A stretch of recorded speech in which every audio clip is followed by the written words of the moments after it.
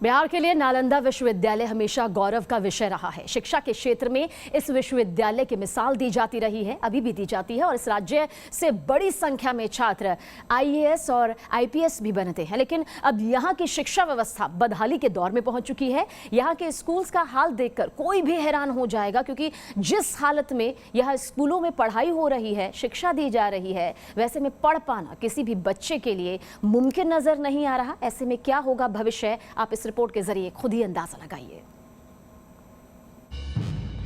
1/4 हिस्से में अंग्रेजी, अगले हिस्से में गणित, तीसरे 1/4 में हिंदी और आखिर में जो बचा कुचा हिस्सा बचा वहां गुणा भाग।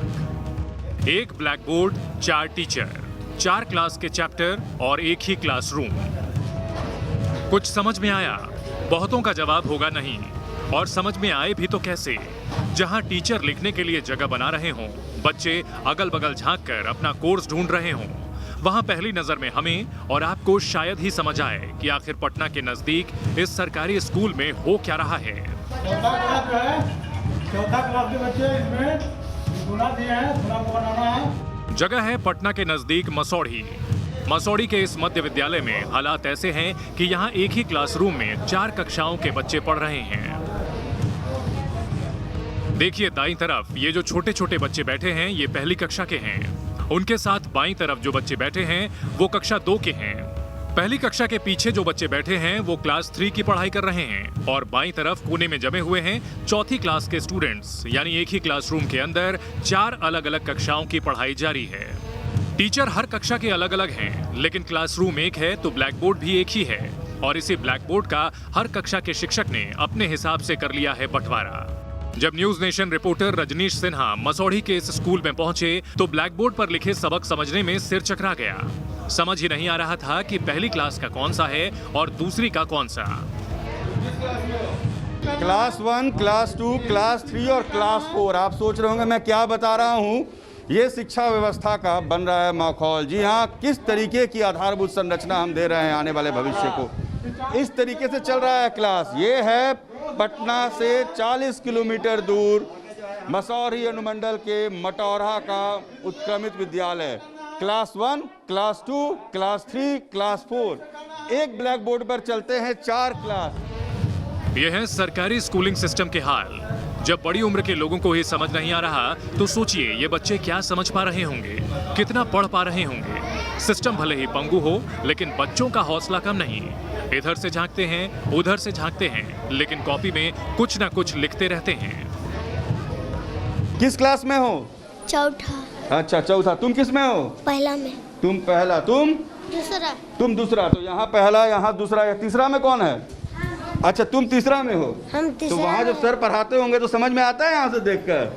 तुम अपने वाले में खाली देखते हो तो नजर तो चला जाता होगा पहला दूसरा में भी। हाँ। हाँ? हाँ। देखिए छोटे छोटे बच्चे हैं। अब सर वहाँ लिख रहे हैं। अब इसको ये समझना मुश्किल है कि हम 3 क्लास के लिए पढ़ें कि 4 क्लास के लिए पढ़ें। अब ये 3 क्लास का बच्चा है, ये जब ब्लैक बोर्ड पर देखता है तो 4th क्लास में जो लिखा जा रहा है वो बेचारे अपनी कॉपी पे लिख दे रहा है। परेशानी सिर्फ बच्चों की ही नहीं, यहाँ पढ़ाने वाले मास्टर जी और मास्टरनी जी की भी है। बच्चों को समझ नहीं आता कि कहां से क्या पढ़ें, तो टीचर भी अपना सबक लिखने के लिए बारी का इंतजार करते हैं। देखिए कैसे सर जी लिख रहे थे तो मैडम जी हाथ में चौक और डस्टर लिए इंतजार कर रही थी। अब करें तो क्या करें? सरकारी नौकरी है और सिस्टम भी सरकारी है, दोनों में से कुछ छोड़ा भी तो नहीं जा सकता। क्या पढ़ा रहे हैं? हम ABCD अभी लिख रहे हैं बड़े इस वाले। लाइन में इधर बढ़ेंगे तो ये क्लास 2। मैडम आपका क्लास है ये? जी। तो इतना दूर में ही आपको पढ़ाना है? जी। अगर खिसक गई तो क्लास 3 में चले जाएंगे आप? जी। तो आपको पता रहता है कौन से बच्चे आपके हैं? अंदाज से अपना देखना होता है बच्चों को। जी। जी। तो तीन शिक्षक हैं, आप शिक्षिका हैं, तो लिखने में पढ़ने में ये कैसे? बहुत दिक्कत होता है सर। बहुत दिक्कत होता है। जी। सर प्राचार्य हैं? हाँ, प्रभारी है सर आप? अच्छा, आप क्लास 3 को पढ़ा रहे हैं। 1 वर्ष में 12 महीने होते हैं। तो अगर क्लास 2 वाले की नजर अगर इधर गई तो वो क्लास 3 में पहुंच जाएंगे। जी, 3 में पहुंच जाएंगे। अब तक आपने जो देखा उसे देखकर शायद होश उड़ गए होंगे। आप सोच रहे होंगे एक क्लासरूम में 4 कक्षाओं के बच्चे पढ़ते कैसे होंगे, ब्लैक बोर्ड पर अपना सब्जेक्ट पढ़ते और समझते कैसे होंगे, और क्या वजह है कि बिहार के सरकारी स्कूल से ऐसी तस्वीरें सामने आई। वजह और सिस्टम की लापरवाही पर भी बात होगी, लेकिन पहले पूरी पिक्चर तो देख लीजिए। जी हाँ जनाब, एक क्लासरूम में 4 कक्षाओं के बच्चे तो बस ट्रेलर था। आइए जरा खुली हवा में चलते हैं। कक्षा पहली से चौथी वाले तो थोड़े खुशकिस्मत थे, आधा अधूरा ही सही ब्लैक बोर्ड तो था। यहाँ बाहर जमा हैं कक्षा 5वीं से 8वीं के छात्र यानी कि सीनियर स्टूडेंट्स, और इन बेचारों को ना ब्लैक बोर्ड नसीब है और ना ही बैठने के लिए बेंच और कुर्सी। कमरे के अंदर 4 क्लास और बरामदे में 4 क्लास। सर ने इधर पीठ कर दिया तो 8वीं की तरफ है, मैडम ने इधर पीठ कर दिया तो 5वीं की तरफ है, और सर अगर उधर बैठ के पढ़ा रहे हैं तो वो 6ठी की तरफ है।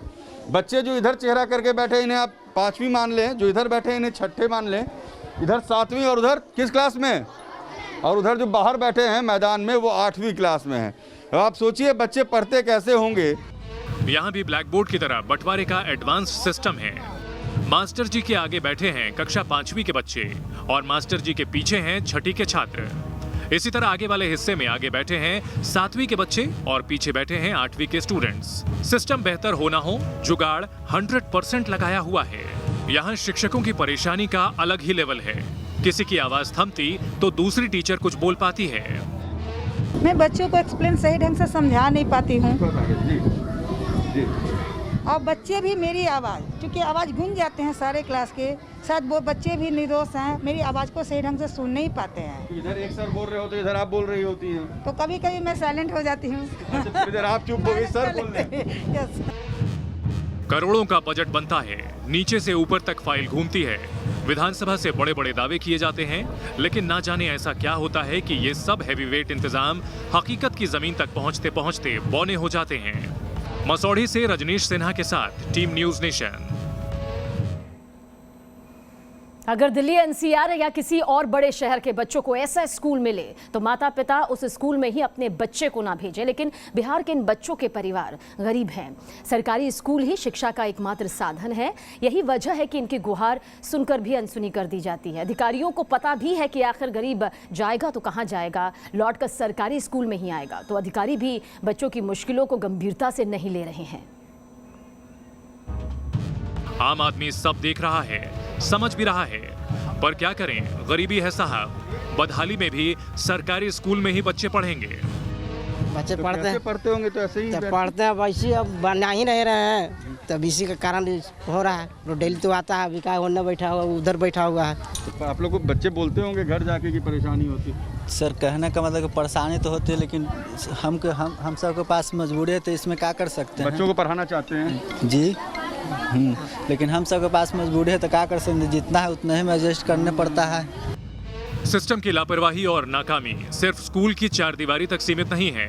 ब्लॉक एजुकेशन ऑफिसर से इस स्कूल के बारे में क्या पूछ लिया, उन्होंने तो मीडिया पर ही जल्दबाजी की तोहमत जड़ दी।